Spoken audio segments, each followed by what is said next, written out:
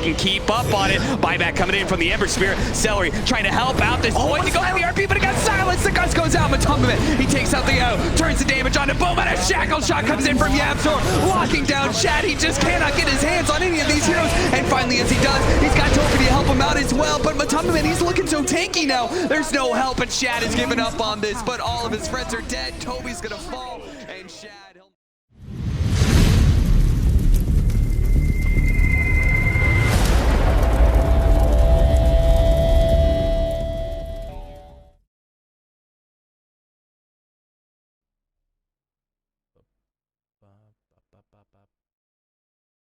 Okay, I'll try it out myself, and I just feel like I never get enough use out of it. So I have to imagine that's just one of those things where team synergy-wise,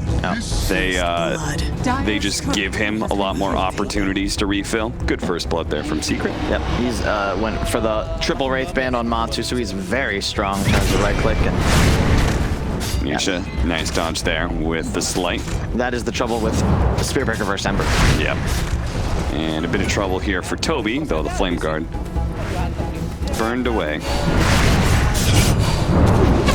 So he's got the Reaper Sight, but Shackle Shot through, and wow, that was enough. A nice bait there from Nisha, setting YapzOr up for the kill. I can't believe he got that kill. And of course, YapzOr, he gets the last hit, as always, and now he'll take a bottle charge as well. That's his tax. Yep. Sometimes their role players end up doing the same job. It's just a different dressing. And in this case, YapzOr probably just asking, just, you know, give me a ranged hero with a good set. Gotta have the skin upgrades. And buy MKB. Same kind of archetypes everywhere. Zai is going to be playing, you know, who's the offlane DK at some point in time. Underlords, Omni Knights, you know. He's going to be that big tanky boy that draws a lot of attention.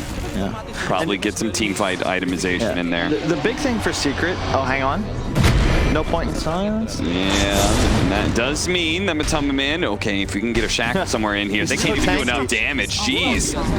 Yeah, he's got so much armor, and this is a physical armor combo. He tries to get off a couple of arrows there to finish off one of these two heroes, but in turn, the two strength heroes are the ones that are too tanky to go down. I don't think he expected Toby to be there all of a sudden. Yeah, just kind of like wraps behind the tier 1 tower and walks through it. Top tower is under attack.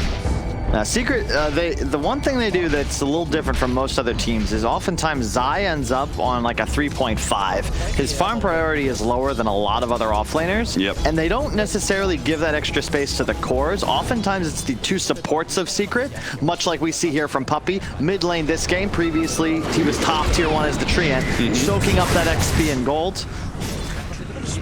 And this is the Secret special. 8-9 minutes in, one core that's ahead rotates. He's the space maker. They give their 5 position that level advantage. They should have Golem for their first move. And 4-1 the score. A slight lead for Secret. Zai doesn't want to be sticking around in this lane against Shads, knowing that he's got Chronosphere up. And the Chronosphere is going to be used here. See if they actually get the kill. Looks like he's probably going to have a chance to get up Purification, but it's still going to be chased down by the Spirit Breaker. Aramis. No bashes. bashes. For a high 5. No bashes from anybody right now, but there goes the shockwave from Boom to take the kill. Meanwhile, though, Zai's net worth being rapidly encroached upon by his 4-position Wind Ranger. Yeah. No surprise there. Level 6 available on Puppey, so why not push this mid tower? They're gonna go for the dive back onto Boom. Boom actually getting the skewer on Nisha into the tier 2 where Aramis is there to connect with the charge, but there's too much heal coming out from Zai. They're gonna have a hard time finishing off any of these heroes with Zai around. Like, how can anybody get low enough to get a Reaper Sight in the first place? And Toby's gonna find himself overextended here. So the rest of his team is not here to join and protect in defending this tier 1. Why can't they defend? No Chronosphere lane as Nisha runs through the jungle. Love that high ground ward. Makes it so much simpler for them to play the map. And hey, Zai again.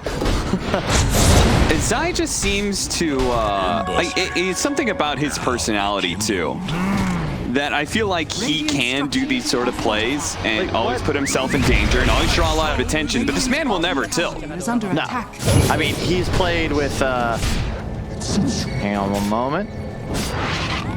Easy be out from Aramis, but it's not going to be so easy for Celery, who's just eventually going to die here if Boom needs to do something about it. Tries to skewer him away from Celery, but Sleight of Fist just does too much damage. Now, they do have the Void coming in. He's got the Chronosphere. He's going to try and go for a surprise pickup. Okay, never mind. He didn't even try. There's no RP. You know, having watched Zai do this in several different patches now and with several different heroes, I know it's not this simple, but I would almost be tempted to always ignore Zai.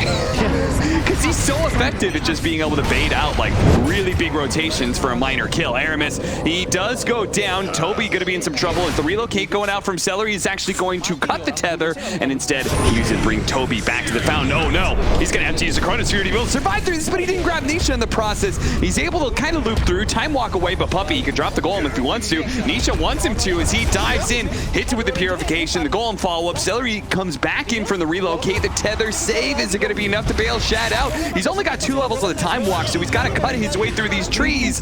And there's Matumba Man, able to block off his exit with those frosty arrows. The discipline from Puppey there, just holding the ult, using it as the tether comes in. And just, as long as he's got that in reserve, Viking don't feel comfortable to force a fight. And RP was used on Zai earlier, the Chrono forced defensively, relocate forced defensively. Viking want to be playing for tempo. They want to be not being able to play this draft. The execution they're hoping for means they are looking like just a bit lost now at this point. His Secret is just going to kind of run back and forth between lanes and find kills here. Look at Ghost Shroud up. Toby can start dodging some damage, but he doesn't get it off before the shackle. There's just no spells. You don't have Chrono, so Shad as soon as they're kind of behind, they just run out of damage. We talked about the damage problems from game 1 as well. Hard to say. Oh, okay, they're going to be able to get on top of Matumba Man here. There is going to be saving grace from Zai. He's got Divine plus a little bit more heals. Aramis is in trouble as Yapzor is going to be able to run down underneath the tier 2. Relocate back out as Silence on top of the shackles. Shad's going to be low. Yapzor misses out on the shot there that would have finished him off, and Shad is able to get away. Boom. Not quite so lucky, though. Toby actually made the skewer back in the ring for Side in tier 2. Nice combo from Viking GG that allows them to finally bare their teeth and bite back against Secret, who's kind of running them over. I will say that is the downside, or rather, I guess the upside. Could really win some team fights, and then Secret's just going to hit their like second timing and kind of run things over. The thing that was unfortunate is that Zai's GA, it saves his Drow, but they weren't able to actually deal damage during Zai gets Gear back in, but that is just a beautiful Golem plus Fatal Bonds combination. They all got to run away, but the damage is going to come in from Nisha. Already takes out the EIO, and the Fatal Bonds will make sure that Boom does a fair amount of damage to Aramis as well, who gets sniped out by the Shackles with Power Shot combo. See a pattern here, Cap. A couple big ultis used from Viking. Secret respawn, immediately find a fight. Viking give it to them. That's the trouble. They want to keep playing aggressive. They've got the Wisp and the Spirit Breaker, but they just can't. You cannot fight Secret if you don't have all your spells ready. Now, they did still have their Chronosphere, but it shouldn't be in front of your tower if possible. I'd like to see them just keep Shad in a side lane and have the rest play around it. The Gust actually stops his tether away and allows the Shackle Shot to pin him to some trees. Toby hoping that the tier 3 can save him from Nisha's assault, and it will. And Boom and Aramis here lying in wait. Secret, they didn't have the vision of him. Nisha with that Heavenly Grace on him is just so strong. Even if you stun him, so much status resist. I love the Deso pickup too. You've got a Drow. He's gonna put that minus armor on every other in base. We'll go run at them. They've got some really nice defensive vision. Shad sees all of these heroes coming, but I don't think he got out of the way in time. He's gonna turn around, start banging on Nisha before he time walks away. Relocate out, so this will probably cost the IO his life, but he's had really nice timing on those. You notice like the reload's out, the tether comes in maybe quarter second before the reload. Very necessary when you're playing against all these quick stuns like the Econ, or Economic Warfare rather, waged against Viking here. They're gonna know Magus here, and Yapzor, hello. Pretty big kill. Aramis is actually going to come in here. TP out. That's not going to be good enough. The multi-shot will bring down Boom. And they do have another shackle shot, so Aramis makes it a double kill for Matumba Man. And Nisha, with the solo double damage, was able to really threaten Toby. Yeah, I will say, Shad had a Midas real early on. Top net worth. It's still a big threat. He's going to be empowered. If he can finish that Halberd, I assumed he would go BKB. It's a Halberd. Oh, look at that. Drops the ward to spot him farming up the Ancients without showing anybody. But relocate in to make sure that Shad 100% can get out. Viking GG have no problem losing some of these heroes as long as Shad survives. 2 seconds. Jump over. Can Void like just straight up 1v5 this game? Because like that's the way Viking GG is basically playing, is that they're kind of setting him up to get 75% of the farm that's available on the map. It's definitely possible, especially with Empower and a Wisp. And if they can get to a point where they're ahead, if Viking are ahead, they can just dominate map control. The trouble is they've been on the back foot this whole time, so it's Secret constantly sweeping around. They get a little bit of a lead, and suddenly it's the Drow and the Wind Ranger afraid for their lives if they show on vision, because they might just be charged reload on. Toby, he's got a Lotus Orb, so he can quickly remove the shackles, but he's going to be caught by the shackle shot. Yapzor. Yep. It's got to be Shad doing that. Aramis is going to go for the pickoff here on a Puppy, and they should be able to get this rather quickly. If he got that Golem Fatal off, could have been real spooky. Aramis, oh, such long-range damage, but fortunately Celery's there. Gross the net worth disparity was between them. Yeah, level 16 on Yapzor to the 10 of Aramis, so you're fine with that? They're going to go one more. Puppy. He's got Ghost Scepter and Glimmer Cape. That'll only help you so much here. Puppy, are you willing to drop the Golem here in an attempt to turn around? The rest of his team is here to bail him out, and Puppy's good. Yeah, I think you got to go for a Nullify. The problem is Void needs so many items in this game. When he gets them all, it's very dangerous for Secret. But I think you'll want a Nullifier at a point. You need an MKB, because the Drow's going to go for a Butterfly. Yeah. His offense hasn't quite been solved, but his defense is looking really good. You could see he's kind of fiercely jumping at Team Secret now that he's got the Heaven's Halberd plus the Manta. He's feeling good about his options. You can also purge off the Heavenly Grace, which is going to be real spooky as the game gets late. Yeah, same goes with Guardian Angel, right? I was about to, I'm actually checking that because I didn't know if I could say that confidently. Yeah. Oh no, it's any dispel now. Yeah. In addition, you can disarm the Drow. Yeah. Plus, it forces Matu to think about an MKB. Yeah, of course, the Wind Ranger already has one, but you're not really too worried about him as the Void. And, well, if you are, then you have more problems than just Yapzor. But it allows you to deal with this Drow a little bit better. This next big fight, they got the charge of the ideal hero. Trying to track down Puppy. Gonna cancel out on the charge, a little bit scared. The bulldoze, oh jeez, that physical damage so much, and look at that from long range. The initiation comes in, but it's denied. The Gust stops the Void from being able to get in there. He doesn't want to pop his Manta just yet.